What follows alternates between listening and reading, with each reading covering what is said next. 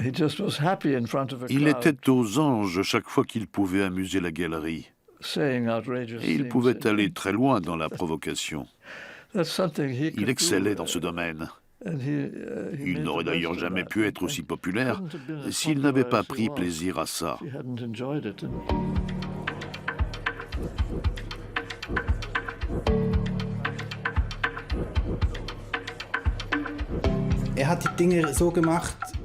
Il a fait ce qu'on aurait attendu de toute sa génération.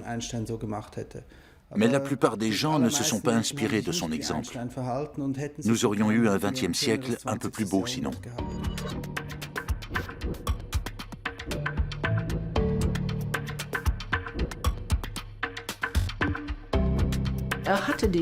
Einstein était considéré comme une référence.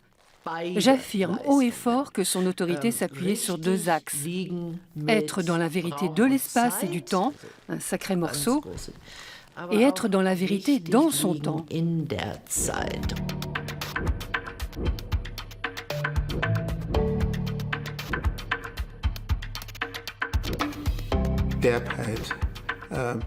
Il était abrupt.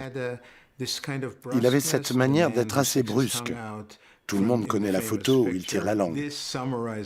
Il disait les choses en face dans tous les domaines. Il était très direct, en physique, en politique et dans sa vie privée aussi.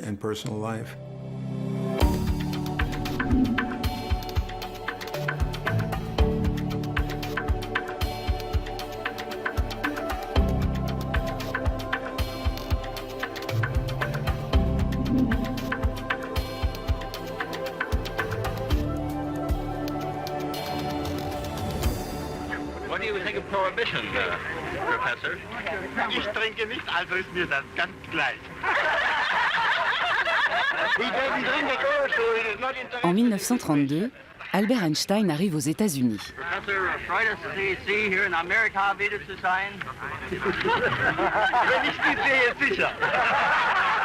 On garde de lui l'image de cet homme aimable, spirituel et plein de charme.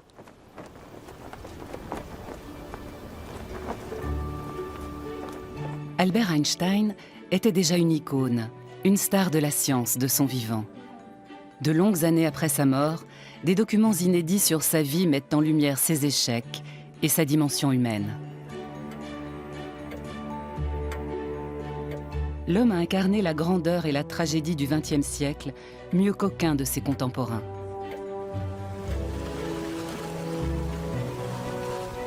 Mais que sait-on vraiment de lui ?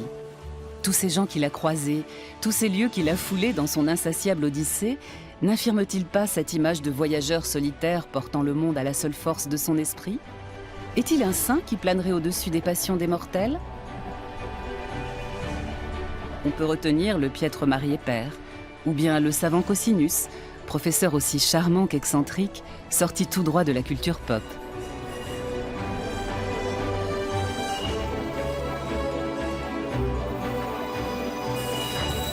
Légendes et rumeurs escortent la destinée d'un génie que chacun croit connaître et que personne ne comprend vraiment.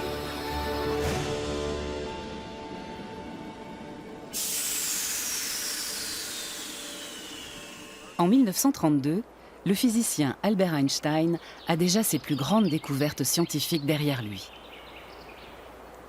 À Kaput, près de Potsdam, il vit une existence qui lui convient dans la forêt de Brandebourg, à des années-lumière de l'agitation de la grande métropole qu'est Berlin, pourtant très proche.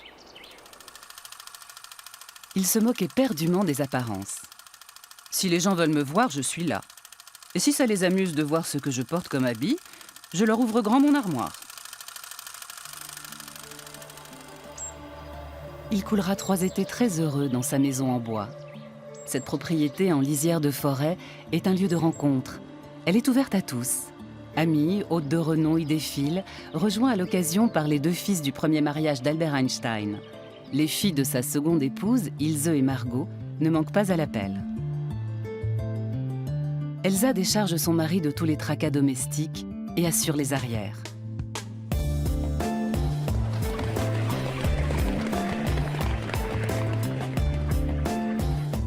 Pour ses 50 ans, la ville de Berlin s'était engagée à fournir à son plus illustre citoyen une résidence d'été sur un grand lac de la Havel. Les plans de la maison ne sont pas encore dessinés, que de violentes polémiques éclatent déjà à ce sujet. Albert Einstein décide alors de faire construire la maison à ses frais. Elle deviendra son havre de paix. Erika Britzke accueille ici les biographes d'Albert Einstein et autres visiteurs venus du monde entier. Il était à Berlin depuis 1914. Il connaissait déjà les nombreux lacs du fleuve Havel. À partir du moment où il s'est installé ici, il a aimé cet endroit par-dessus tout. L'Académie des sciences de Prusse l'avait gratifié de conditions de travail très généreuses. Il travaillait à la maison et les grosses têtes les plus célèbres se déplaçaient jusqu'ici pour venir le voir, si bien que Kaput est devenu un endroit vraiment à part.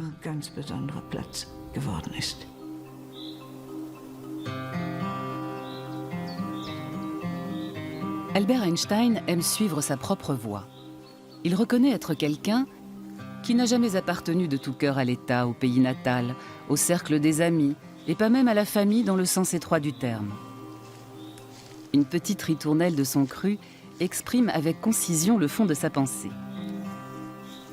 Je n'ai qu'une moue quand j'entends le petit mot « nous », comme si nous pouvions ne faire qu'un avec un autre animal. Toute approbation dissimule un abîme recouvert mais béant. Il était engagé tout en étant replié sur son monde. Il était en retrait de la société tout en s'engageant pour elle. Il jouait constamment sur ces deux tableaux. En allemand, on dirait « schillernde Figur », quelqu'un d'insaisissable, de très difficile à cerner. La ville de Berlin est plus qu'aucune autre intimement liée à la carrière d'Albert Einstein. Mais après 1933, la capitale allemande n'en effacera pas moins la trace des 2 décennies de complicité avec le chercheur qui avait trouvé en elle son ancrage. Quand Albert Einstein arrive à Berlin en avril 1914, il retrouve dans la capitale de l'empire de Guillaume II tout ce qu'il s'était ingénié à fuir quand il était jeune. Le lieu est cependant sur mesure pour les physiciens de son envergure. Dahlem, banlieue de Berlin encore très faiblement peuplée, est un bastion de l'excellence scientifique, l'équivalent allemand d'Oxford en somme. Albert Einstein est nommé directeur de l'Institut Guillaume II. Il doit se consacrer entièrement à son travail et se transformer en poule pondeuse, selon sa propre expression. Ce qui l'a attiré, c'est le Berlin intellectuel qui, à l'époque, était à la pointe dans le domaine des sciences physiques.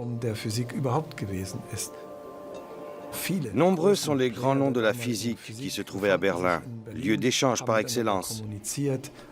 Et voici que ces sommités berlinoises, qu'Einstein connaissait et admirait pour avoir lu leurs travaux, le sollicitaient pour qu'il les rejoigne. La conférence de Solvay, qui s'est tenue en 1911, a été décisive. Einstein était le benjamin des participants. Sa renommée et sa reconnaissance par la communauté scientifique ont fait un immense bond en avant à cette occasion. Le 25 novembre 1915 est le grand moment fondateur de la cosmologie moderne. À l'Académie des sciences de Prusse, Albert Einstein présente pour la première fois au public sa théorie de la relativité générale, ultime prolongement de sa théorie de la relativité restreinte. Il a 36 ans.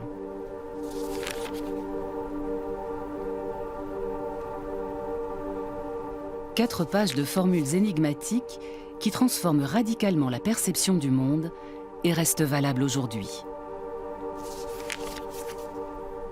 Mais de prime abord, ses collègues montrent peu d'enthousiasme. L'approche mathématique était inhabituelle, très complexe. Les applications de cette théorie étaient a priori très peu nombreuses. En fait, il n'y en avait qu'une qu'Einstein pouvait non seulement prédire, mais aussi vérifier. Il s'agissait de la légère déviation de l'orbite de Mercure. À ce sujet, il a dit « Ce qui m'a fait le plus plaisir, c'est de constater que ma théorie concordait avec le déplacement du périhélie de Mercure. » Beaucoup de gens très sérieux l'ont pris pour un illuminé. C'est le signe que vous êtes un vrai rebelle, quand les gens de la vieille école ne vous comprennent absolument pas et pensent que vous êtes fou.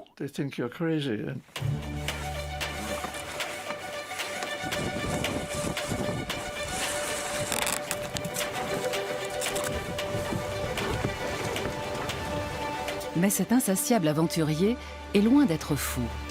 Son coup de génie de tous les superlatifs est l'aboutissement de plusieurs siècles d'errance spirituelle entre les notions d'espace, de temps et de gravitation universelle. Le chercheur obstiné sort finalement victorieux d'un bras de fer qu'il a opposé à Isaac Newton et aux lois de la physique classique.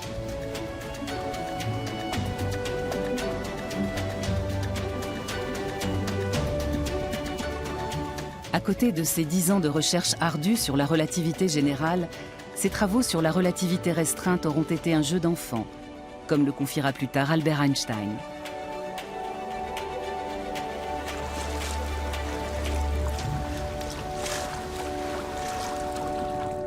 Avec la théorie de la relativité générale, espace et temps ne sont plus un socle fixe, mais sont partie intégrante de l'événement physique. L'un des pionniers de la recherche sur la théorie de la relativité générale, John Wheeler, a établi que la masse indiquait à l'espace-temps comment il devait se courber et que l'espace-temps indiquait à la masse comment se déplacer.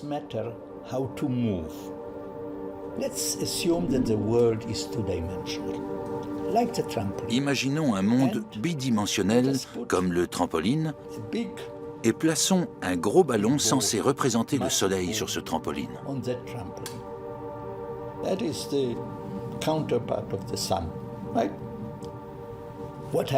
Que se passe-t-il? Le gros ballon va creuser une vallée, va creuser notre monde.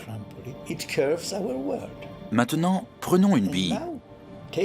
Si cette bille n'est pas lancée à une vitesse suffisante, elle va terminer sa course sur le ballon. Continuons à imaginer. Le trampoline est désormais invisible. Nous ne voyons plus que le ballon et la bille. Nous concluons que le gros ballon a attiré la bille. C'est ce que voyait Newton.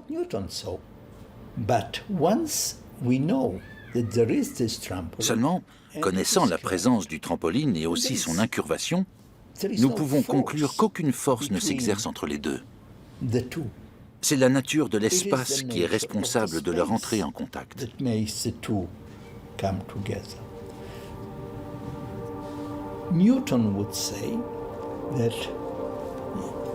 Newton affirmerait que deux corps se rencontrent sous l'effet de la loi de la gravitation universelle.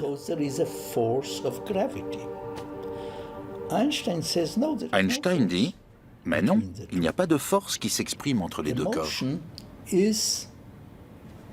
Le mouvement résulte de la forme de l'espace qui est incurvé. »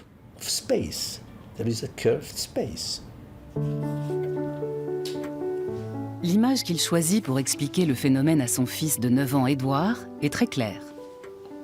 Quand un scarabée aveugle rampe sur une branche incurvée, il ne remarque pas que le chemin qu'il parcourt est en réalité une courbe. J'ai eu la chance de remarquer ce que le scarabée n'avait pas remarqué.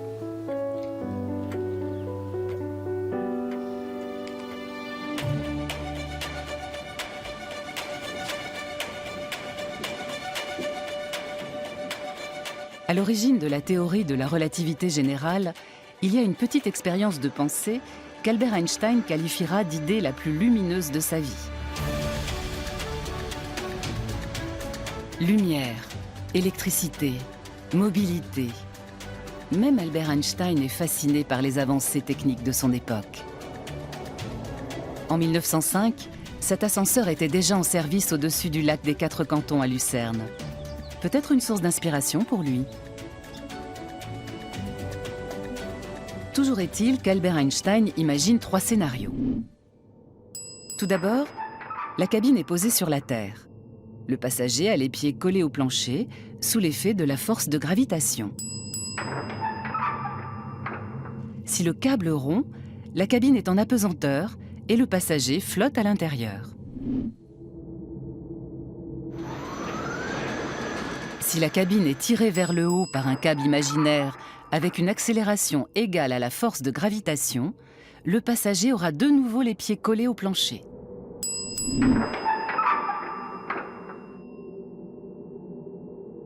Le cahier de Zurich, dans lequel Albert Einstein griffonne ses idées, atteste du cheminement ardu qui a été le sien pour creuser, interpréter et généraliser l'étroite relation entre accélération et force gravitationnelle.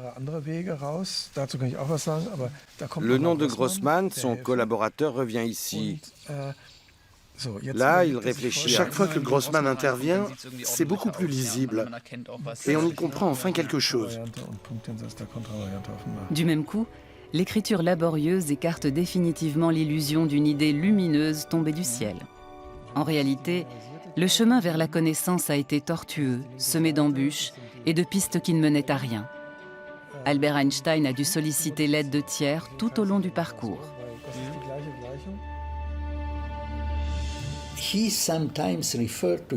Il lui arrivait souvent de se complaire dans une image de voyageur solitaire. Mais quand on regarde sa méthode de plus près, sa façon d'exercer son activité scientifique, on se rend compte qu'il n'était pas du tout isolé dans son coin. Il avait une abondante correspondance avec ses collègues qui étaient aussi des amis. Il partageait avec eux ses joies et ses frustrations. Albert Einstein n'aurait jamais eu le succès qu'il a eu s'il avait toujours fait bande à part. Il a sans aucun doute fait preuve d'une originalité rarement égalée, mais il a eu du soutien, c'est indéniable.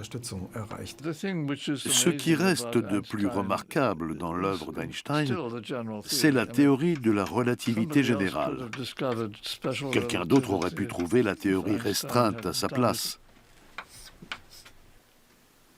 Mais la théorie de la relativité générale aurait très bien pu ne jamais être découverte sans lui. C'était tellement inédit, tellement différent de tout le reste en science. Il est vraiment allé au fond des choses. C'est en ce point qu'il est semblable à Newton. Il ne s'est pas contenté de découvrir une nouvelle théorie, il a découvert un nouveau langage. On peut évoquer un vrai joyau mathématique qui ne ressemblait à rien de déjà vu. Pour les astrophysiciens d'aujourd'hui, Albert Einstein n'est autre qu'un nouveau Copernic, un Kepler, un Galilée de l'univers. En 1924, depuis l'observatoire du Mount Wilson, on aperçoit pour la première fois de nouvelles galaxies situées au-delà de notre Voie lactée. 5 ans plus tard, l'astronome américain Edwin Hubble recueille les premières informations sur le fait que l'univers est en expansion. Plus notre regard se porte loin, et plus nous nous plongeons dans le passé, jusqu'aux origines de l'univers. Albert Einstein a ouvert les portes d'un nouvel univers qui n'est ni éternel ni statique, mais dynamique et évolutif. Ce n'est que longtemps après sa mort que le bien fondé de la théorie de la relativité générale sera reconnu.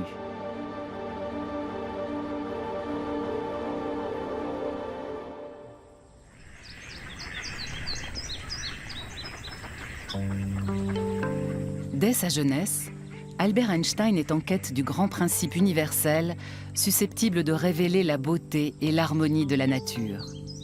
Il est convaincu que la plus grande simplicité mathématique y est réalisée. Cette intime conviction sera le fil conducteur de son œuvre scientifique jusqu'aux dernières années de sa vie. Il remet tout en cause, quitte à bousculer les principes indéboulonnables d'un savoir communément admis de longue date. Au départ, on ne savait pas grand-chose sur la jeunesse d'Einstein. Les 30 premières années de sa vie étaient une zone d'ombre. C'est un pas important qui a été franchi en se rendant en Suisse pour en savoir plus sur cette période de sa vie. À la bibliothèque de l'école polytechnique de Zurich, on est tombé sur une lettre du directeur de l'Institut adressée à un des mentors d'Einstein. En substance, il y était écrit qu'autoriser les enfants, aussi surdoués soient-ils, à entrer à l'université n'était pas une bonne idée. C'est comme ça qu'on a mis la main sur le premier document attestant que le génie du jeune Einstein avait été détecté de bonne heure. Pourtant, rien de tel ne transparaissait à sa naissance. Quand Albert Einstein vient au monde en 1879 à Ulm, ville située dans le sud de l'Allemagne, ses parents sont frappés par la taille hors norme de sa tête. Le simplet, c'est le surnom que lui donne son institutrice qui a été engagée pour son éducation. L'enfant a des accès de colère incontrôlables et il tarde à parler. Il a du mal à articuler mots et phrases intelligiblement.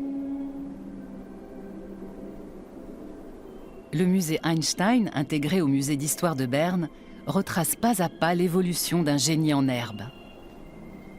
La vie du jeune Albert commence par une enfance plutôt ordinaire et protégée, aux côtés de sa sœur de 2 ans, sa cadette.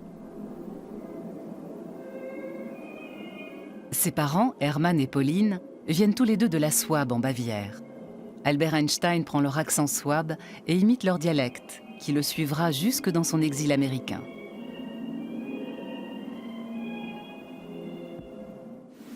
Son père vient de Buchau, sur le lac Feder. La famille d'Albert Einstein incarne l'histoire de la communauté juive d'Europe centrale. Ses grands-parents sont déjà assimilés dans la société allemande. Ils misent sur un enseignement laïque. Avoir une éducation solide et faire ses preuves sur le plan scientifique représente pour eux la voie royale vers la réussite et l'émancipation. Einstein et l'Allemagne, cela symbolise toute l'ambivalence, la puissance, la passion et l'horreur des relations entre les Juifs et l'Allemagne.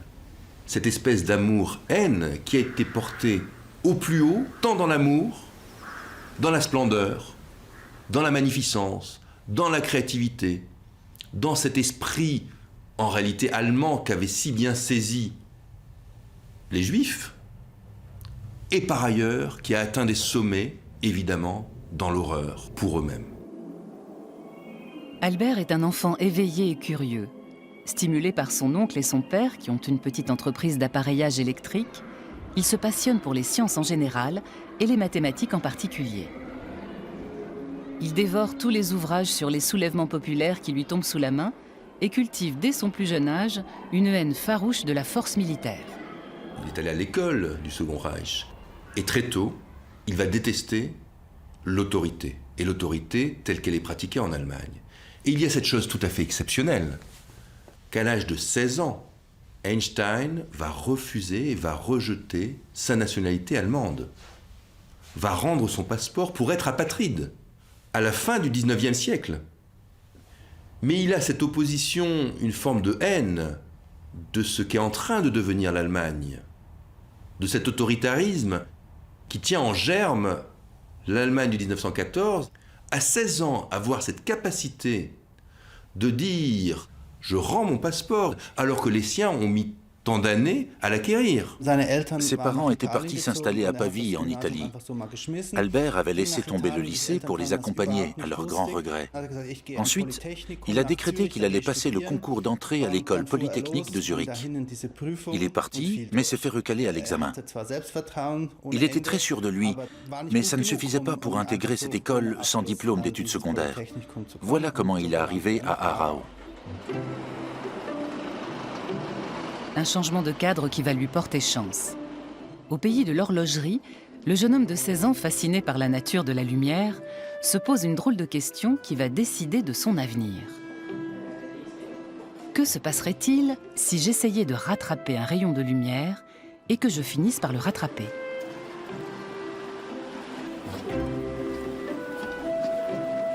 Un esprit très libéral règne dans le lycée du canton qu'il fréquente. Les enseignants encouragent leurs disciples à penser par eux-mêmes, ce qui fait forte impression sur lui. Les matières scientifiques sont mises à l'honneur dans cet enseignement. Le lien étroit entre l'électromagnétisme et la lumière le rattrape.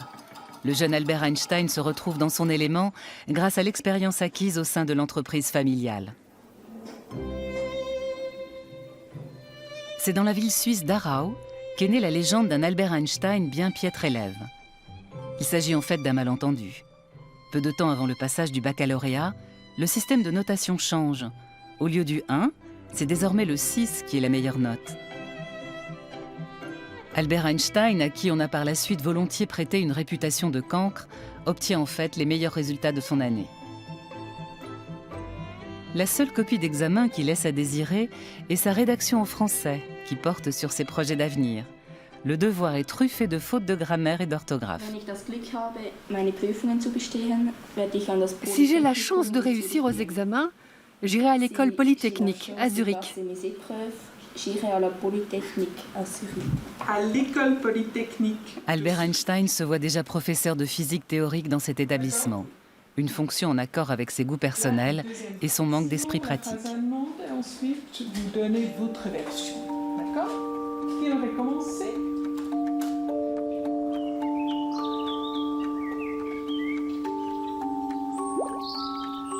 Albert Einstein aime expérimenter avec des pensées légères. Dans sa démarche, il privilégie la curiosité enfantine, la connaissance par les sens et l'imagination. Il pense que son esprit insoumis le conduira à de nouvelles découvertes et devient un virtuose des petites expériences de pensée.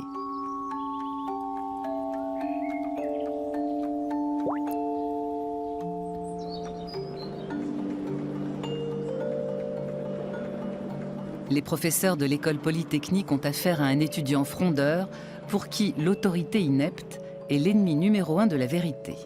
En outre, c'est une forte tête.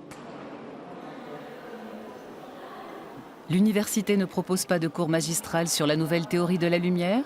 Qu'à cela ne tienne, Albert travaille seul à la maison, dans sa bulle. Il étudie en particulier l'électrodynamique de Maxwell ou les travaux très avant-gardistes d'Ernst Mach.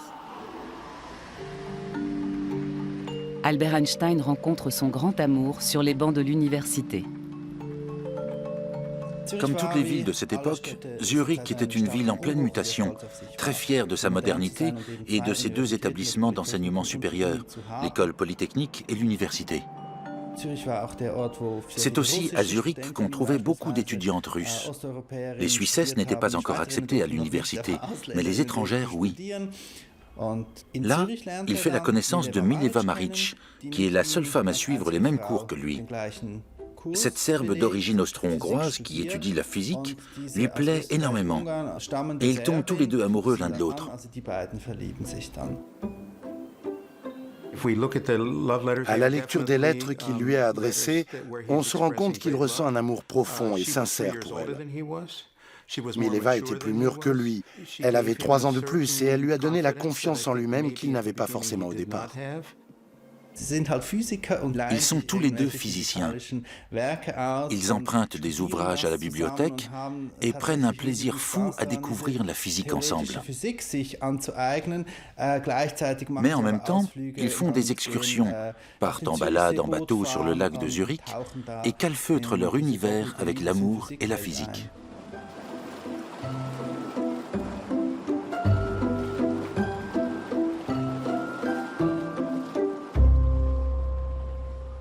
À Zurich, Albert Einstein trouve un cercle d'amis sur lequel il peut compter et dont il saura se faire aider sans le moindre scrupule dans les temps difficiles.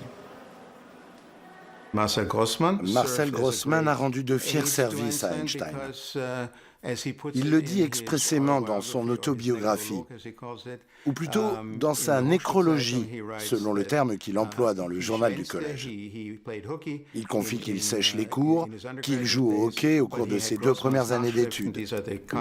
Mais il pouvait toujours s'en remettre aux notes que Grossman prenait méticuleusement pendant les cours.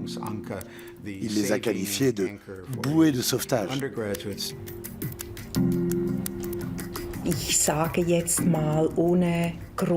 Je serais tentée de le formuler ainsi.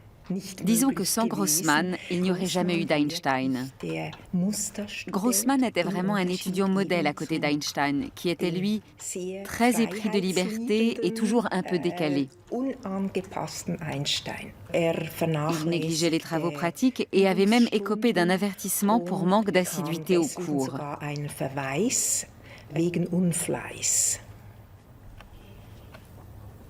Albert Einstein décroche son diplôme de fin d'études de justesse. Quant à Mileva, elle échoue aux 2 sessions. Une grossesse imprévue met un terme définitif à ses études. Ils ne s'encombrent pas de conventions morales. Elle tombe enceinte, ils ont des relations sexuelles avant le mariage, eux qui sont tous les deux issus de milieux petits bourgeois bien pensants. Si l'on en juge par l'échange de lettres très fournis entre eux, c'est une année ardue qui s'annonce pour les 2 jouvenceaux sans ressources. Albert Einstein finit par obtenir la nationalité suisse, mais il se considère comme un génie dédaigné, comme un raté incapable de décrocher un poste d'assistant à l'université. Il accepte à contre-cœur une place de précepteur mal rémunéré à Winterthur et Schaffhouse, 2 petites villes suisses. C'est en Serbie, dans la ville de Novi Sad et bien loin d'Albert, que Mileva met au monde leur petite fille, Liserl. Est-elle morte peu après sa naissance? A-t-elle été adoptée? Cet épisode de la vie d'Albert Einstein reste nimbé de mystère. Toujours est-il que le nom de Liserl n'a plus jamais été mentionné après 1903. Les lettres calomnieuses à ce sujet ont été scrupuleusement gardées secrètes par les exécuteurs testamentaires. Personne ne connaissait l'existence des lettres qu'il a échangées avec Mileva Maric avant qu'elles ne soient retrouvées par hasard. Hélène Ducasse, sa secrétaire qu'il avait l'habitude d'appeler son fidèle cerbère, a veillé à ce que tous ces événements relevant du domaine privé ne soient pas portés à la connaissance du public. Quand vous voulez qu'un homme devienne une légende, vous en faites une personne à la réputation irréprochable, dont la vie publique se confond avec la vie privée.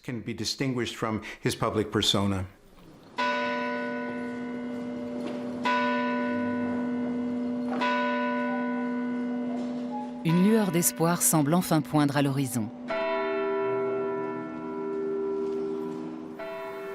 Une fois de plus, c'est à son cercle d'amis qu'Albert Einstein doit son salut. Le père de Marcel Grossmann lui procure un poste à l'Office des brevets de Berne. Mileva rentre en Suisse. Avec les revenus confortables que lui rapporte ce poste d'expert technique de 3e classe, Albert Einstein gagne l'indépendance financière qui tardait à venir. En outre, ces années passées dans une administration garante de la propriété intellectuelle helvétique seront déterminantes pour la suite de sa carrière. Il a lui-même décrit le bureau fédéral comme étant « le couvent laïque où il a conçu ses plus belles idées en tant que gratte-papier grassement payé ». C'est l'âge d'or de l'électrotechnique qui va révolutionner même les montres. Il y avait beaucoup de nouveaux brevets qui circulaient, mais il s'aperçoit que la question de savoir comment transporter le temps sur de grandes distances pour la synchronisation des horloges est au cœur des préoccupations. Il y avait là un créneau et cela n'a pas échappé à Einstein dans l'exercice de son travail. Il sait répartir rigoureusement son temps. 8 heures de travail, 8 heures de divers, qui désignent ses recherches personnelles en physique, ainsi qu'il l'écrit à un ami. Le plus grand ami d'Einstein à l'Office des brevets était son collègue, Michele Besso. Il se caractérisait par une grande gentillesse, une qualité qu'Einstein admirait d'autant plus qu'elle ne le caractérisait pas.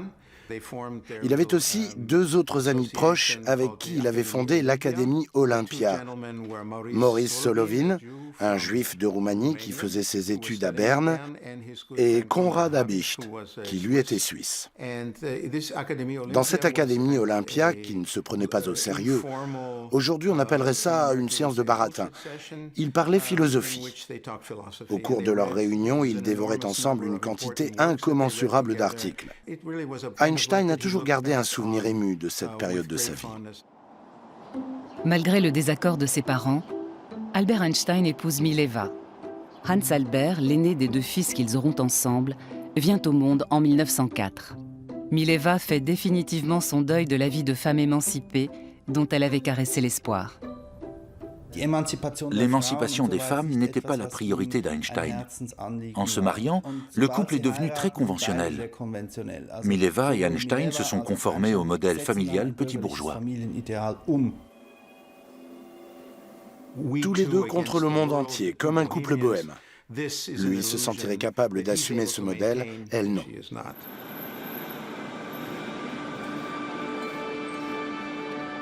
Au 49 de la rue Kramgasse à Berne, les conversations se poursuivent tard dans la nuit. C'est là qu'Einstein débute l'année 1905, qui restera comme une année prodigieuse. Un vrai feu d'artifice d'idées géniales qui restera dans les annales.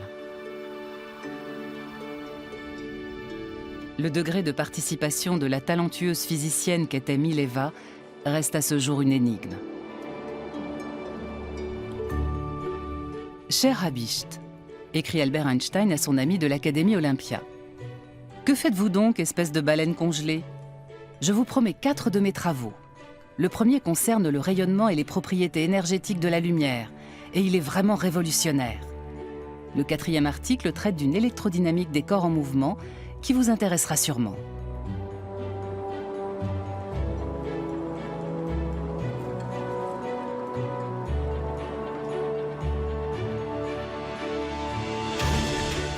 Le premier manuscrit sur la nature quantique de la lumière lui vaudra le prix Nobel tant espéré au début des années 1920.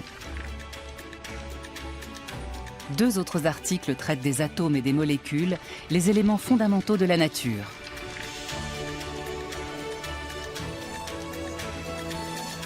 Dans le 4e article, il expose sa théorie de la relativité restreinte qui remet complètement en cause les notions d'espace immuable et de temps absolu.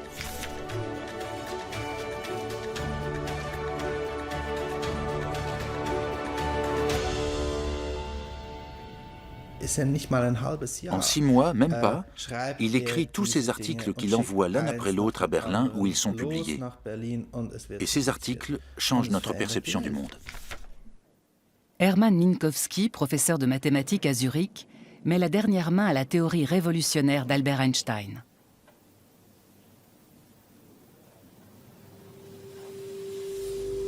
Dorénavant, l'espace et le temps ne peuvent plus être traités indépendamment. Ils sont imbriqués l'un dans l'autre et unis dans le concept d'espace-temps, désormais incontournable.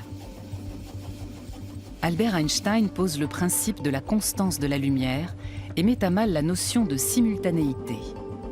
Chaque unité de temps est tributaire de son système de référence. Quand je suis dans un train en mouvement, mon temps n'est pas le même que celui d'un homme debout sur le quai.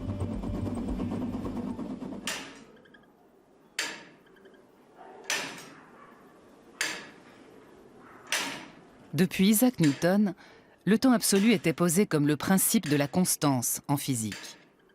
Pour les contemporains d'Albert Einstein, il est difficile d'admettre les théories révolutionnaires du physicien de génie, car sur Terre, les effets de la relativité sont bien trop faibles pour être perçus par nos sens.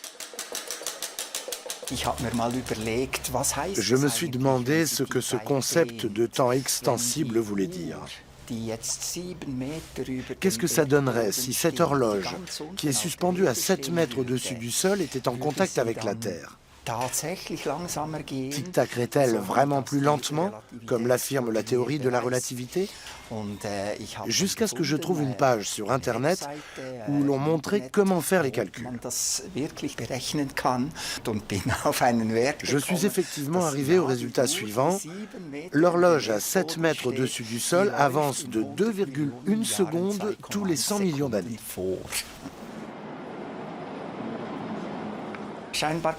Apparemment, on peut calculer une valeur maximale à laquelle le temps s'arrête à la surface d'un objet, mais il faudrait disposer d'un matériau ayant une immense densité, un peu comme si toute l'écorce terrestre se contractait sur l'effet de sa propre matière et devenait une coquille de noix d'une infinie densité. C'est le principe du trou noir. Après l'année prodigieuse, la carrière d'Albert Einstein décolle. Il est nommé professeur à Prague, puis à Zurich, avant d'être invité à rejoindre la communauté scientifique berlinoise. Une vie itinérante qui a raison du couple Einstein. À l'un les honneurs, à l'autre les cartons, écrit Mileva à une amie serbe de Novi Sad. Il a inventé 2 théories de la relativité. C'est l'un des fondateurs de la physique quantique.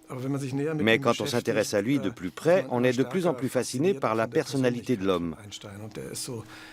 On pourrait le comparer à un cristal dans lequel se reflètent de nombreuses facettes du XXe siècle, y compris en marge de la physique.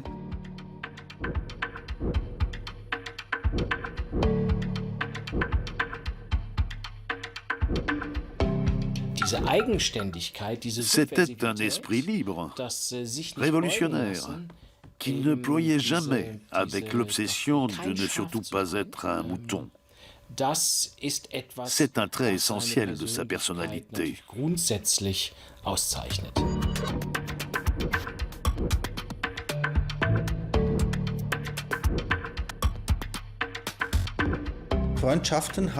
Il a entretenu de grandes amitiés masculines toute sa vie. C'était très important pour lui. Il ne laissait pas les femmes l'approcher facilement. Il les laissait venir et repartir.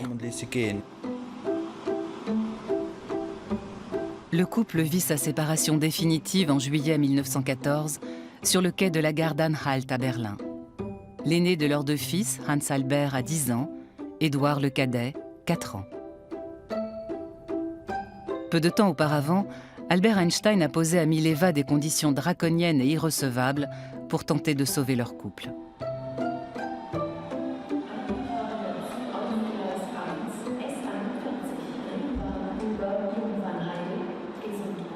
Le dernier combat a été livré, écrit-il à sa cousine Elsa Löwenthal, qui est sa maîtresse depuis 2 ans. Hier, ma femme est partie avec mes 2 fils. J'étais sur le quai et je les ai embrassés une dernière fois. J'ai pleuré comme un enfant. J'avoue que je me sens légèrement abattue. C'est une épreuve qui ressemble un peu à la mort.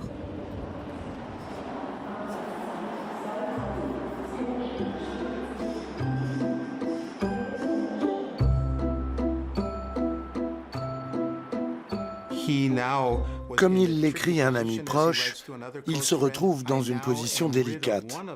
Il n'est pas séparé de l'une que l'autre veut déjà l'épouser. Il s'était débarrassé de Mileva, il l'avait renvoyée à Zurich, alors même qu'Elsa et sa famille faisaient pression sur lui pour le remariage. Il a divorcé en février 1919 et s'est remarié l'été de la même année. Il était censé attendre 2 ans, mais Einstein était ainsi. Il prenait des raccourcis en physique comme dans la vie. Je voudrais qu'on en finisse définitivement avec l'idée qu'il était mufle avec les femmes de sa vie. Einstein a épousé sa première femme contre la volonté de ses parents. C'était un mariage d'amour sans concession. Ils étaient tous les 2 amoureux. Mileva était très dépressive et il a essayé de s'en accommoder jusqu'au jour où il n'y est plus arrivé. Il l'a donc laissé tomber. Ensuite, quand il a été très malade, Elsa s'est occupée de lui. Mais il n'avait rien en commun avec Elsa. Elsa était une petite bourgeoise, en fait. Bien sûr, il a eu des aventures, mais il a raté ses 2 mariages, chacun pour des raisons différentes. Je trouve tout cela très triste, mais je ne vois aucune raison de l'accabler pour ça.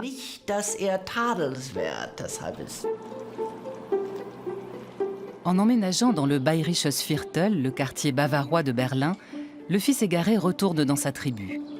Sa cousine Elsa sait ce qui l'attend aux côtés d'Einstein. Avoir un rang à tenir dans la société, mais aussi partager la vie d'un mari qui n'hésite pas à remettre en cause l'institution du mariage et ne dédaigne pas les conquêtes féminines.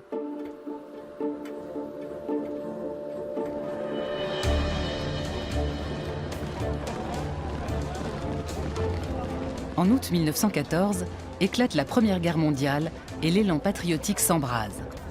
Albert Einstein y voit le signe d'une hystérie collective. C'est dans ce genre d'épreuve qu'on se rend compte qu'on a affaire à des moutons, confie-t-il. Je n'ai que mépris et dégoût.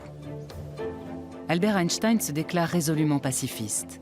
Ses positions marginales sont tolérées, mais ne lui attirent pas que des amis.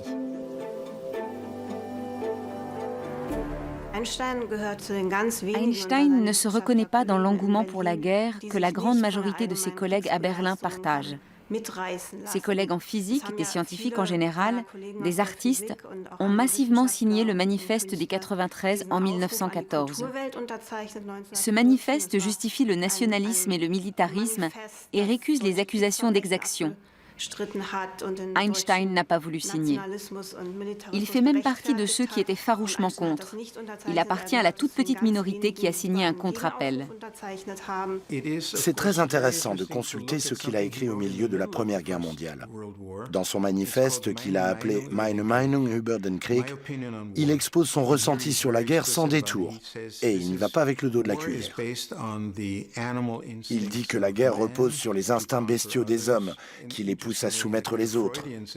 Il y a même un petit clin d'œil à Freud quand il parle d'hommes désireux de démontrer leur puissance sexuelle, exactement comme le Gaukel, le coq, qui cherche à asseoir sa suprématie sur les autres.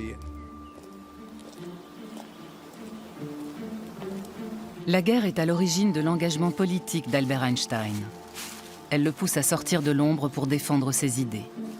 C'est à Berlin qu'il connaît un regain de religiosité, lui pour qui le judaïsme était resté cantonné à une brève période de son enfance.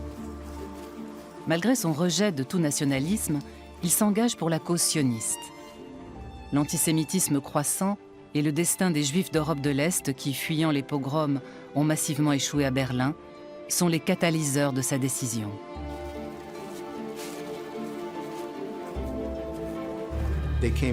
Ils venaient des villages appelés Shtetl en Russie, et ces Juifs d'Europe de l'Est étaient doublement dédaignés. Les Allemands les méprisaient, mais les Juifs allemands tout autant. De quoi attiser l'empathie d'Einstein pour ces opprimés. Il s'élevait contre le monde universitaire, qui barrait le passage aux étudiants et professeurs juifs de l'Est. Il y a là la clé de voûte de son engagement pour la construction de l'Université hébraïque de Jérusalem, dont il a défendu le projet dès la première heure. Albert Einstein est l'un des fondateurs de l'Université hébraïque de Jérusalem, qui doit son existence au mouvement sioniste. Elle est devenue un centre international de rencontres scientifiques, de recherche et d'enseignement. À partir de 1919, il accompagne la construction du site avec un intérêt croissant, mais il est la cible de vives critiques dans cette entreprise.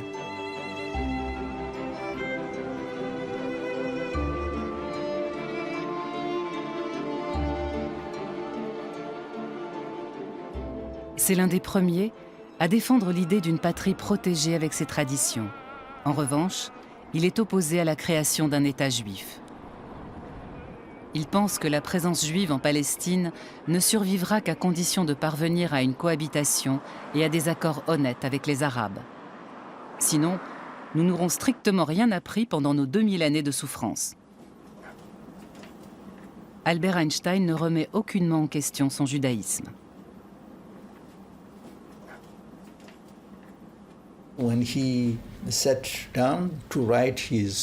Quand il a couché ses dernières volontés dans son testament, il a pu exprimer son engagement en léguant tout son patrimoine à cette université, sa propriété intellectuelle s'entend. Ce sont les archives intellectuelles d'Einstein que nous avons ici. Il s'agit de sa bibliothèque personnelle qui représente tout de même près de 80 000 documents. Ces documents ont accompagné son activité scientifique, son engagement public en politique et son implication dans la cause juive. Il y a toute sa vie privée également.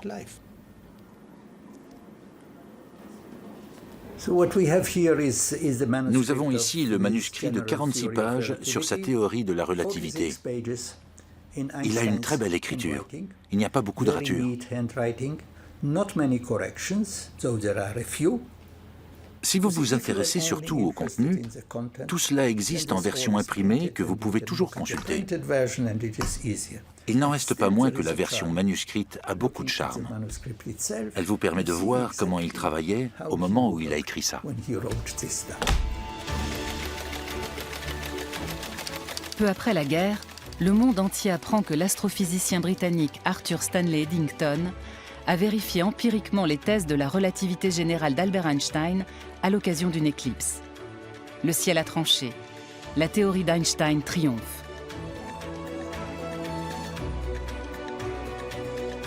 Dans une lettre qu'il adresse à Max Planck, son mentor de longue date, Albert Einstein écrit que c'est une bénédiction pour lui d'avoir pu vivre ce moment.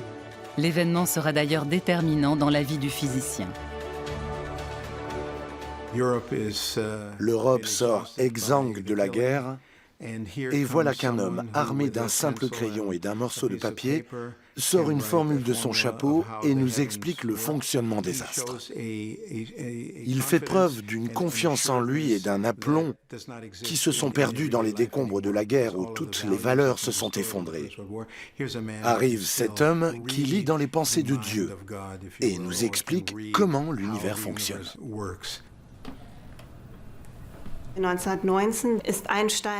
Des milliers d'articles de journaux lui ont été consacrés au début des années 1920. Tout y passait.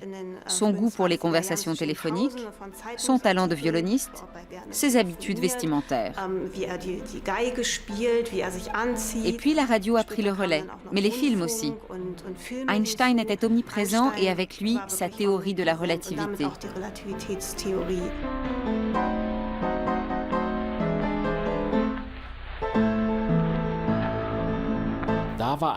Einstein s'est hissé du statut de physicien ordinaire à celui de phénomène, de génie du millénaire qui a complètement bouleversé tous les repères. On l'a soudain vu changer d'allure. Sa chevelure est devenue encore plus hirsute, ses choix vestimentaires plus excentriques, et il y a toute une série de clichés de lui qui sont devenus cultes.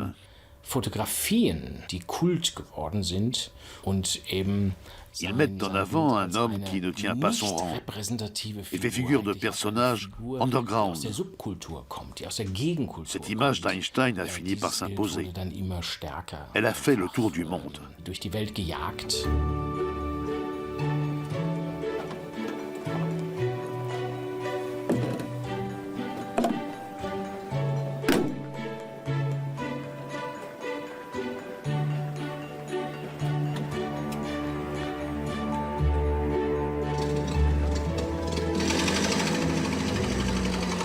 En tant que célébrité mondialement reconnue, Albert Einstein est sollicité de toutes parts, bien au-delà de ses compétences de physicien. Sa voix a du poids. Ça m'apprendra à n'avoir eu que mépris pour l'autorité.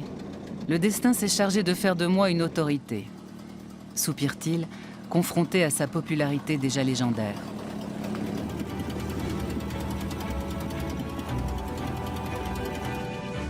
Dans le Berlin des années 1920, le scientifique à l'allure débraillée devient la coqueluche des médias qui n'en sont encore qu'à leurs prémices. Les femmes sont très attirées par lui.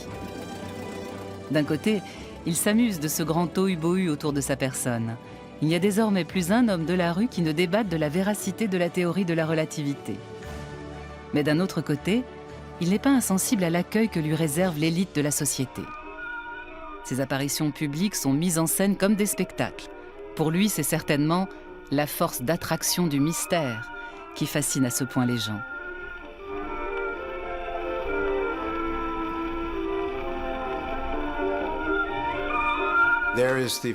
Il y a cette question célèbre qu'Einstein aurait posée à Charlie Chaplin. Pourquoi les gens applaudissent dès qu'ils me voient et en font autant pour vous? La réponse de Chaplin: parce qu'ils ne comprennent rien à ce que vous racontez et qu'ils croient tout comprendre de moi.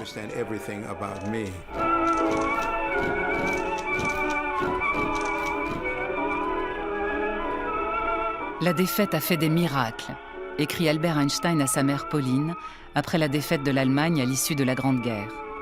En démocrate et socialiste convaincu, il croit fermement à un nouveau départ.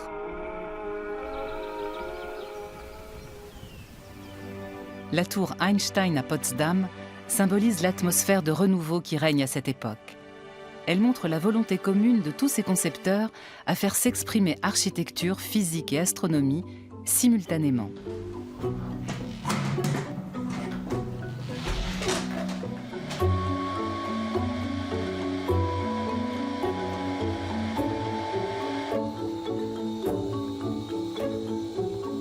L'Observatoire astrophysique de Potsdam continue à remplir sa mission première.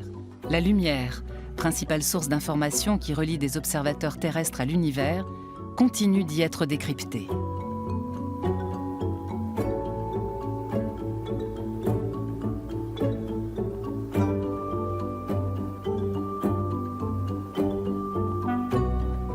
Mais le monolithe expressionniste, un clin d'œil au nom d'Einstein qui en allemand veut dire une pierre, et aux lignes courbes inhérentes à sa théorie, a une autre mission, plaider en faveur d'une technique et d'une science dont les acquis et les enseignements profitent à l'humanité.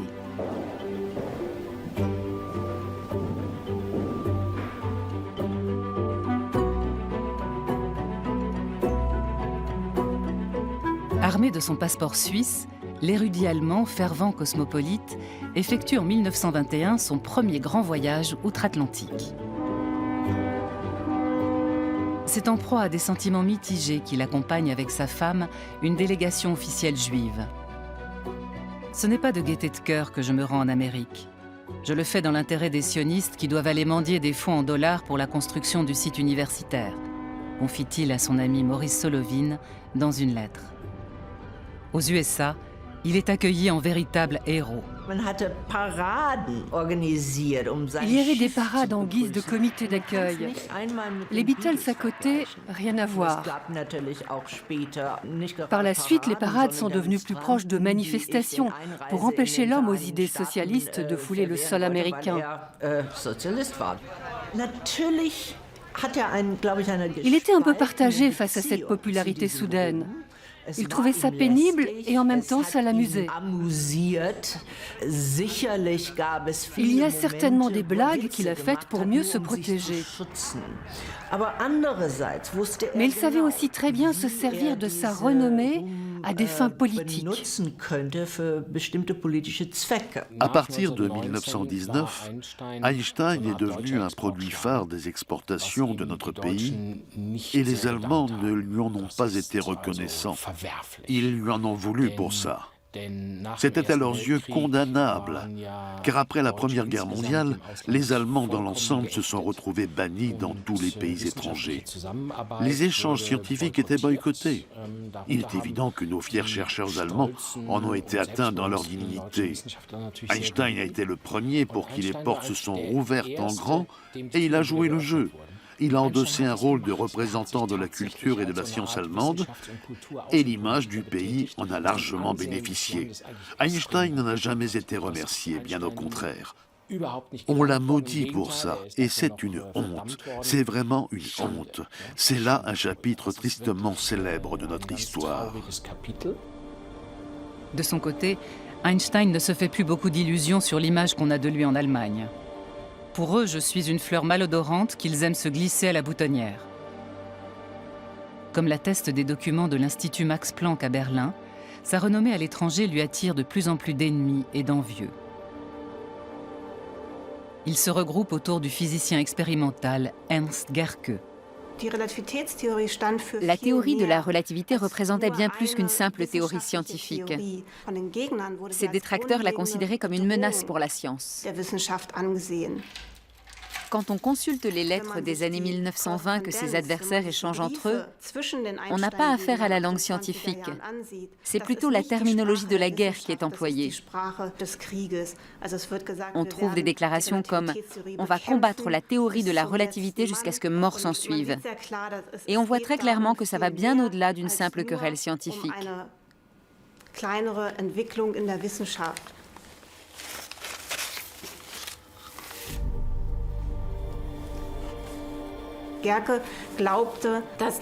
Ernst Gerke pensait que la théorie de la relativité était un emballement médiatique monté de toutes pièces par la presse. C'est pour le démontrer qu'il a collectionné des milliers d'articles de journaux comme autant de preuves que le succès de la théorie de la relativité reposait entièrement sur une construction et sur la couverture médiatique d'Einstein.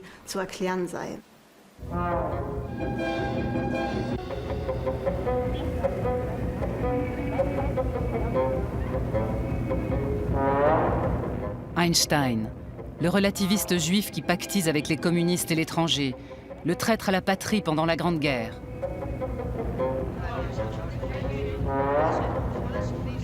C'est un mélange explosif de nationalistes et de revanchards nostalgiques qui se concocte derrière la jeune démocratie de la République de Weimar et qui rend les Juifs responsables de la défaite.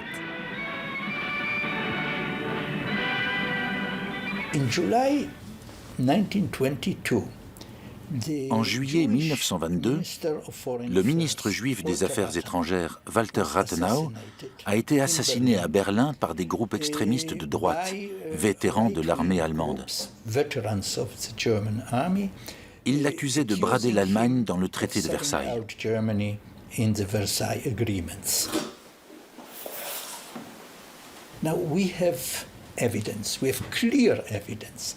Nous avons aujourd'hui la preuve irréfutable qu'Einstein était sur la liste des hommes à abattre. Et il s'est trouvé des gens pour lui conseiller de quitter l'Allemagne pendant un certain temps.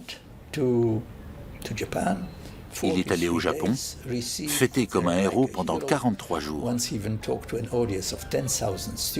Il s'est adressé à une foule de 10 000 étudiants, un moment à marquer d'une pierre blanche. C'est aussi très intéressant du point de vue de l'histoire de la relativité, car c'est au Japon qu'il a révélé pour la première fois les circonstances dans lesquelles il avait imaginé sa théorie et quelles en étaient les grandes lignes.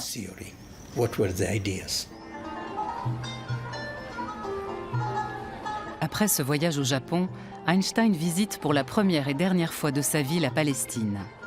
Il se déclare très favorable à un projet d'implantation au milieu du désert. À Jérusalem, il est acclamé. Il fait un discours sur le mont Scopus. Il se rend au mur des Lamentations où, comme il le dit dans son journal de bord, il est très impressionné devant le tableau moyenâgeux de ces hommes juifs qui prient au pied du mur. Pour le juif non-croyant qu'il est, il s'agit d'hommes du passé et non pas du présent.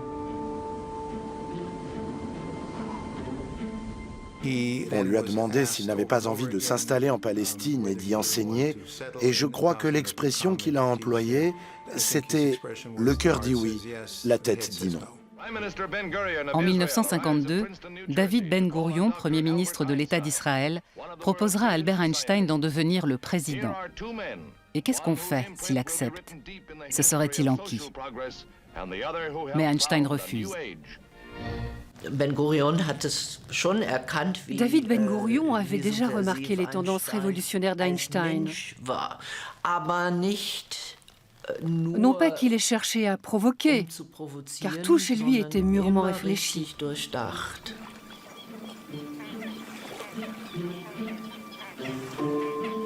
Albert Einstein sait pertinemment qu'il ne serait pas à sa place en tant que représentant d'un État ou d'un parti politique. La flexibilité, l'opportunisme et la diplomatie n'ont jamais été son fort.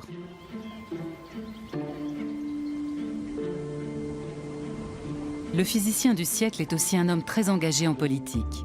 Il rédige des lettres à tour de bras, signe des pléiades de résolutions et s'insurge avec la sincérité sans concession qu'on lui a toujours connue. Au dernier souffle de la République de Weimar, le volume de sa correspondance explose.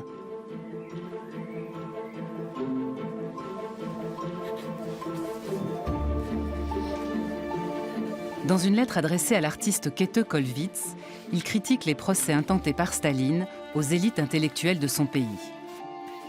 Qui aurait cru que cette évolution que nous avons observée plein d'espoir aurait pu conduire à de telles horreurs? En juillet 1932, il adresse depuis Caput une lettre ouverte à Sigmund Freud qui est à Vienne. Existe-t-il un moyen d'affranchir les hommes de la menace de la guerre? Que faire contre les psychoses de haine et de destruction? À l'instar de tant d'autres, il mesure l'ampleur du danger fasciste et de la menace d'embrasement du monde que fait naître le Parti national-socialiste. Il pense que tout complice de la destruction de la démocratie s'expose à vivre sa propre chute.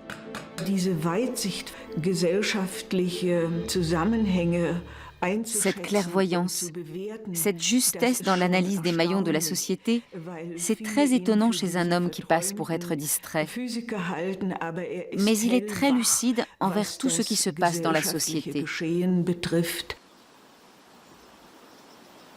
Si Albert Einstein fait preuve de vigilance et de clairvoyance intellectuelle face à l'actualité, il est atteint de myopie quand il s'agit de ses proches. Il reste étranger à leur vie affective. Il a appris à s'isoler de la chaleur et du froid. Il a pour sa part acquis un équilibre thermique, assure-t-il à un ami. Il reconnaissait être un mauvais père. Mais à sa décharge, on peut arguer qu'un physicien de son envergure n'a pas le temps de faire autre chose à côté. Ce n'est pas une excuse, c'est un fait.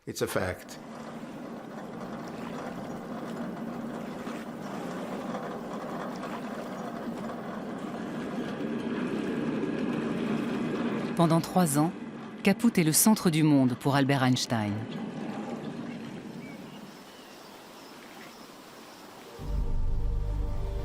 En 1933, les nazis le chassent de ce paradis sur la Havel. Ils pillent sa maison et lui confisquent ses biens. Albert Einstein perd tout. Ses meilleurs amis, le cocon de la langue allemande et le seul lieu qu'il avait pu considérer comme son port d'attache. Il doit fuir. À la même période, il reçoit de très mauvaises nouvelles de Suisse. Son fils cadet ne va pas bien. L'été 1933, Einstein rend visite à Édouard. Il quitte Le Coq-sur-Mer, la petite commune belge, où il a trouvé refuge après la prise de pouvoir d'Hitler. Et il retrouve son fils cadet à Burgolsli, une clinique très réputée à la périphérie de Zurich, où sont internés les gens atteints de troubles mentaux.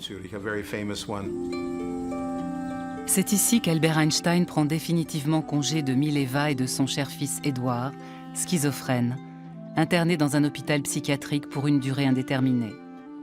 Un traumatisme indélébile pour la mère, et pour le père, un constat d'impuissance face à ce qu'il considère comme un coup du destin. Il l'avouait lui-même lorsqu'il disait « Mon fils restera le seul problème sans solution ». Il y a dans l'attitude d'Einstein, dans cette sorte de... c'est pas un abandon de son fils, mais dans cette sorte de distance tellement compréhensible, dans cette sorte de refus de la maladie, dans cette sorte de frayeur. Et c'est cela qui est intéressant, c'est que cet homme qui n'avait peur de rien, qui n'avait pas peur de Goebbels, qui n'avait pas peur de Staline, qui n'avait pas peur de John Edgar Hoover, qui les avait affrontés, avait peur de cette maladie, avait trouvé quelque chose de plus fort que lui. C'était un problème qu'il n'arrivait pas à maîtriser, malgré sa capacité d'analyse d'une part et son humour de l'autre. Il reste quelques photos avec son fils, dont certaines prises lors de la dernière visite à Burgolsli. Elles en disent plus long que n'importe quel discours, car Einstein joue du violon. C'est très touchant de voir qu'Einstein rend visite à son fils à l'hôpital et lui joue du violon.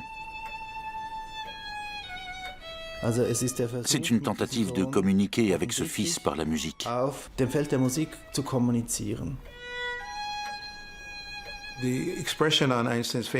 Plus encore que la tristesse de savoir qu'il ne reverra probablement plus son fils, on lit sur les traits d'Einstein les sentiments ambivalents qu'il a toujours éprouvés envers sa première famille et le remords de ne pas avoir vu grandir ses enfants.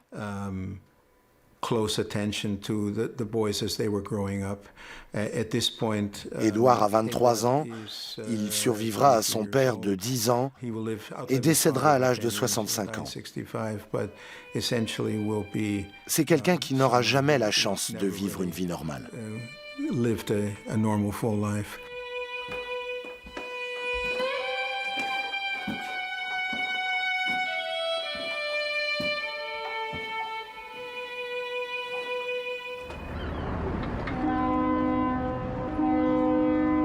Quatre mois plus tard, les Einstein voguent avec leur secrétaire Hélène Ducasse vers de nouveaux rivages.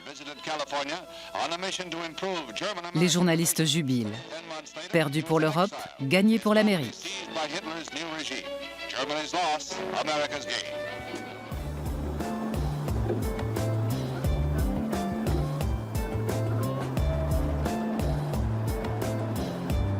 Albert Einstein arrive dans la petite ville universitaire de Princeton, près de New York, où il finira ses jours. Il aura jusqu'au bout du mal à se faire à la mentalité et à la langue américaine. Le déraciné qu'il est ne parvient pas à s'enraciner dans ce nouveau monde. C'est très bizarre d'être aussi connu et de se retrouver aussi seul. Mais il est clair que face à la popularité qui est la mienne, les autres sont sur la défensive et cela conduit à l'isolement.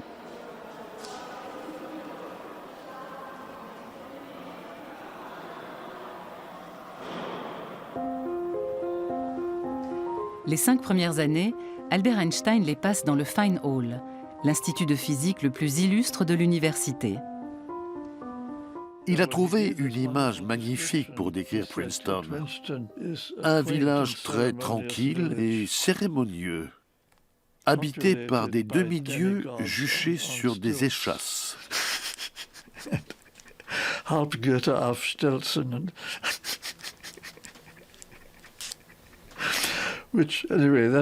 C'était son ressenti sur cet endroit, et il n'avait pas tout à fait tort, il faut dire. C'est un petit village assez prétentieux, où les gens ont une haute opinion d'eux-mêmes. Et c'est encore vrai aujourd'hui. Le seul élément nouveau, c'est la mixité, car il y a des étudiantes maintenant. Ça a fait évoluer la ville.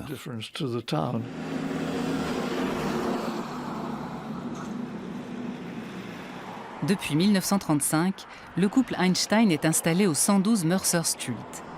Alarmé par les événements en Allemagne, il s'improvise agent de l'immigration et œuvre sans répit pour aider les Juifs et les opposants au régime nazi à s'exiler en Amérique.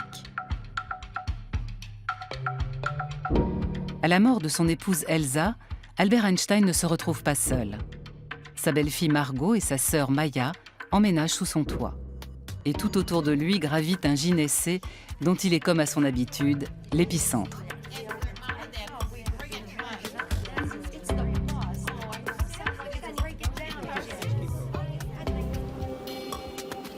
À l'Institute for Advanced Study, l'Institut des études supérieures de Princeton, véritable Eldorado des plus grands penseurs du monde entier, Albert Einstein occupe le poste qu'il gardera jusqu'à la fin de sa carrière.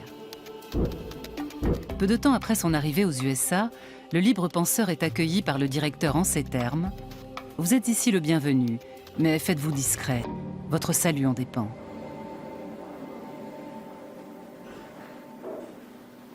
À l'Institut, Albert Einstein s'immerge dans l'univers des formules mathématiques, la science restant pour lui le domaine le plus stimulant. Il garde ses distances avec la jeune génération de talents scientifiques à laquelle appartient le physicien Freeman Dyson. Puis-je la voir de plus près? Elle est très jolie, je l'ai depuis 40 ans.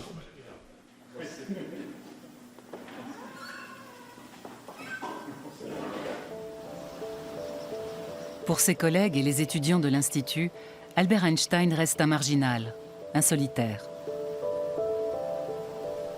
Il y avait 2 endroits qui étaient nos lieux d'échange, la cantine et la salle de séminaire. Et Einstein restait à l'écart des 2. Il ne venait pas plus déjeuner qu'il ne se rendait au séminaire. Il était tout à la dénotion de son problème qu'il appelait la théorie des champs unifiés, et qui était l'unification entre le champ gravitationnel et l'électromagnétisme, alors que la physique prenait à ce moment-là une toute autre voie.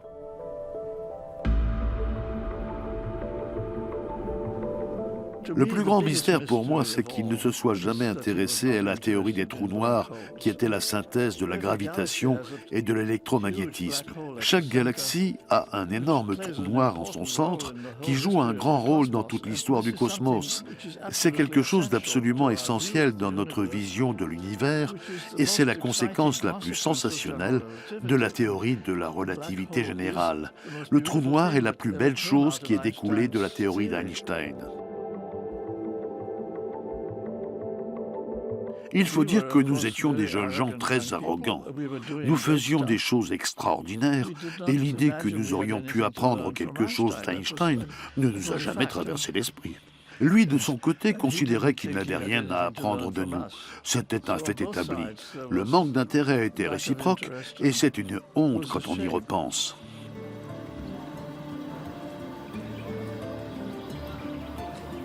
À plusieurs reprises, l'icône de la science moderne déclare : « Les autres me prennent pour un vieux cinglé, mais je suis intimement convaincu que la physique va dévier de son cours actuel. »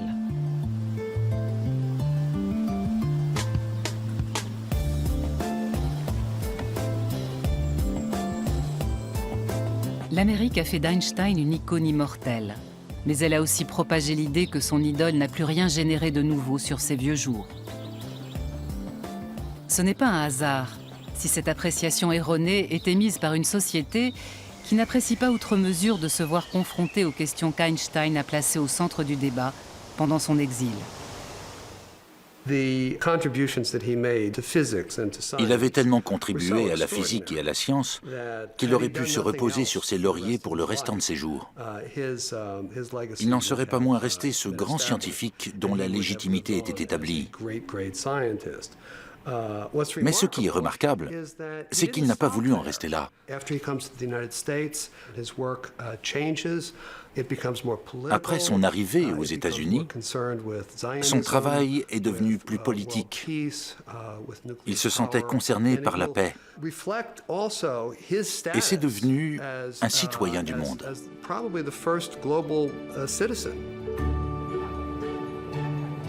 Toute ma vie, écrit Albert Einstein, j'ai été déchiré entre les équations et la politique. Le spectre de ses activités remplit déjà 14 volumes des Einstein Papers, publiés en 1987 par Princeton University Press. D'autres vont suivre.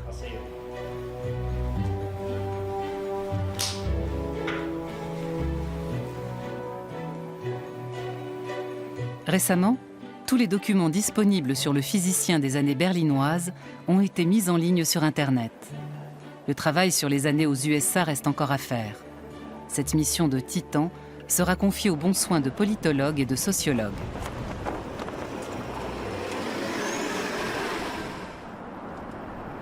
En 1940, à Trenton, Albert Einstein prête serment sur la Constitution américaine et devient citoyen américain tout en conservant son passeport suisse. Le plus célèbre des réfugiés politiques américains n'en restera pas moins un citoyen qui continue à dire le fond de sa pensée, sans crainte ni concession. Il n'a jamais cessé de se voir comme un rebelle. Cette solidarité qu'il avait vis-à-vis des opprimés était au centre de la légende d'Einstein dans la sphère politique. Dans ce pays, il était horrifié par l'attitude des Blancs envers les Africains, tous ceux qu'on appelait les nègres. Il a manifesté sa solidarité avec eux à maintes reprises. Il a fait des discours dans la Lincoln University, qui est une université fréquentée exclusivement par des Noirs. Il s'était lié d'amitié avec Paul Robeson, qui luttait pour l'égalité des droits civiques. À Princeton, Einstein n'hésite pas à flâner dans les quartiers noirs, autour de la Witherspoon Street, où très peu de Blancs s'aventurent.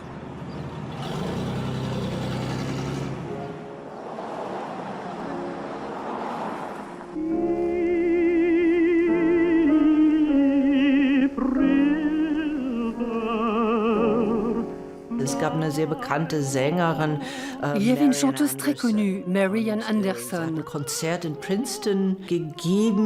Elle a donné un récital à Princeton. Le plus grand hôtel de Princeton n'a pas voulu l'accueillir parce qu'elle était noire.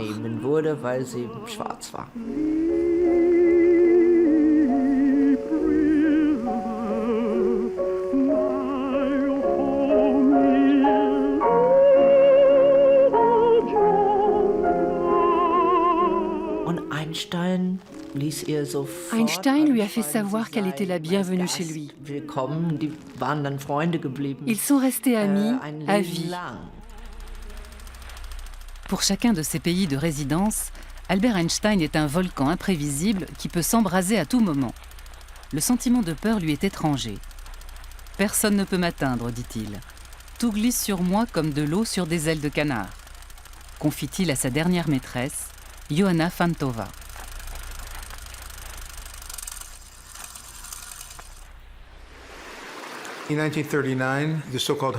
En 1939, ceux qu'on disait appartenir à la mafia hongroise, Leo Szilard, Edward Teller et Eugen Wigner, tous trois physiciens hongrois, avaient appris de différentes sources que les Allemands étaient peut-être en train de travailler sur un projet de bombe atomique. Leo Szilard s'est rendu seul à la Peconic Bay, à Nassau Point, où Einstein passait ses vacances. Qui d'autre qu'Einstein pouvait alerter le monde entier et révéler que les Allemands étaient en train de fabriquer la bombe atomique? C'est Szilard qui a écrit la lettre, mais c'est Einstein qui l'a signée.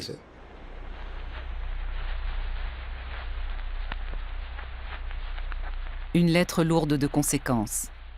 Le péché originel d'Albert Einstein qui va faire de lui le père de la bombe atomique. Il considère la lettre où il conseille au président Roosevelt de développer son programme d'armes nucléaires comme la plus grande erreur de sa vie.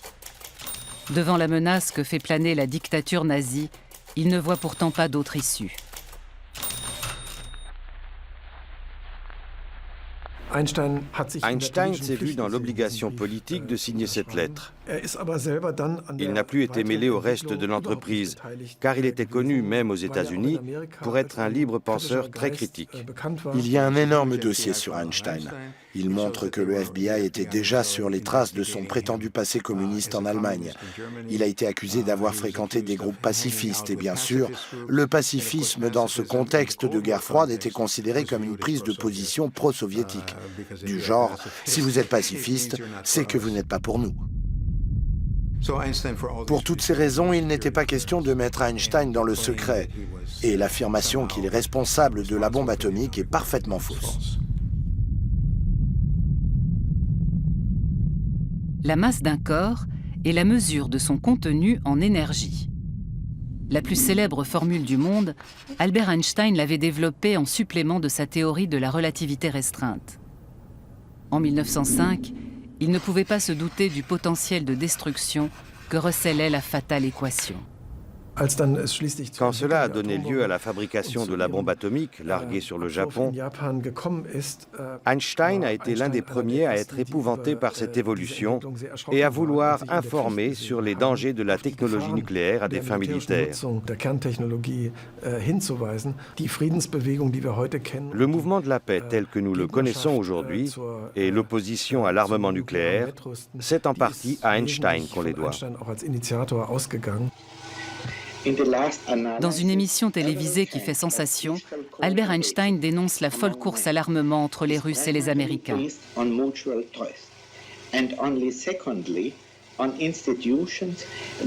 À l'horizon, c'est la bombe à hydrogène qui menace. Un objectif techniquement réaliste qui anéantirait toute vie sur Terre. Désarmer ou mourir, titre le New York Times. Is there any way out of this impasse created by man himself? All of us, and particularly those who are responsible for the attitude of the US and the USSR, should realize that we may have vanquished an external enemy, but have been incapable of getting rid of the mentality created by war.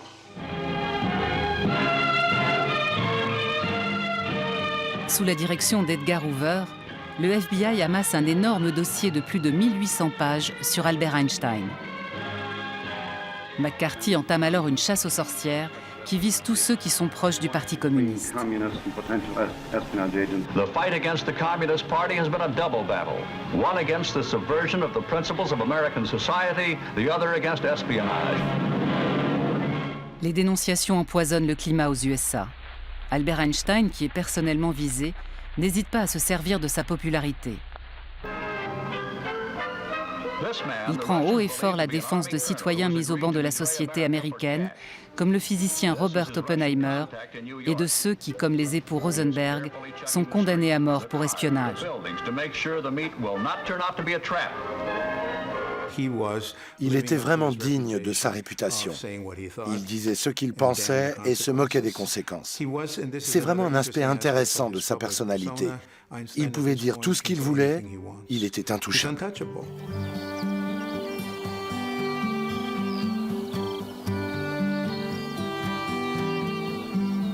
L'homme est comme un vélo. Il faut qu'il avance pour rester en équilibre, écrit-il à son fils Édouard. Quand il avait 14 ans, il était déjà convaincu que les grandes inventions étaient l'apanage de la jeunesse et que c'en était fini pour lui de ce côté-là. Mais il continue à travailler à contre-courant de son époque, toujours en quête de la formule universelle qui expliquerait tous les phénomènes de la nature.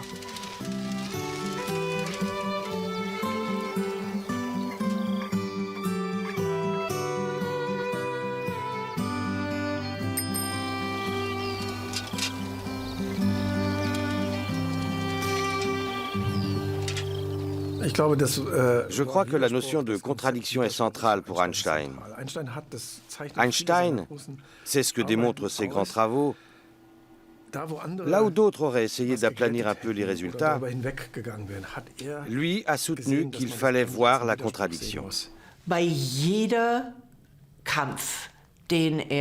Dans chacun des combats qu'il a menés, que ce soit pour le pacifisme pendant la Première Guerre mondiale, mais pas dans la Deuxième, contre le macartisme, contre le racisme, il a toujours eu raison. Dans son petit manifeste « Pourquoi le socialisme ?», il a écrit « L'anarchie économique de la société capitaliste telle qu'elle existe aujourd'hui est la véritable racine du mal. » Je crois que dans 10 ans ou 15 ans peut-être, on dira là encore, Einstein avait raison. Il n'a jamais voulu pardonner au pays qu'il a vu naître, ni à la ville de ses plus grands succès et plus amères expériences. Il n'en est pas moins vrai qu'un an avant sa mort, il a eu un geste de réconciliation en direction des jeunes du lycée de Berlin qui porte aujourd'hui son nom. Die Verbundenheit mit Albert Einstein ist an unserem Gymnasium lebendige Tradition. Unsere Abiturienten freuen sich seither mit ihrem Abschlusszeugnis auch eine Kopie dieses Briefes von Albert Einstein an die Schüler zu bekommen. Da drin in diesen Abiturzeugnissen von Albert Einstein. Alles Gute zum Le 18 avril 1955, Albert Einstein décède des suites d'une rupture d'anévrisme. Il s'éteint à l'âge de 76 ans et quitte ce monde sans regret ni effusion. Hélène Ducas, sa future exécutrice testamentaire, consigne fidèlement les événements de ses derniers jours à l'hôpital. Il a refusé une opération en urgence, la jugeant de mauvais goût. « Je pars quand je veux », toujours très élégant. Il meurt dans son sommeil à 1h25.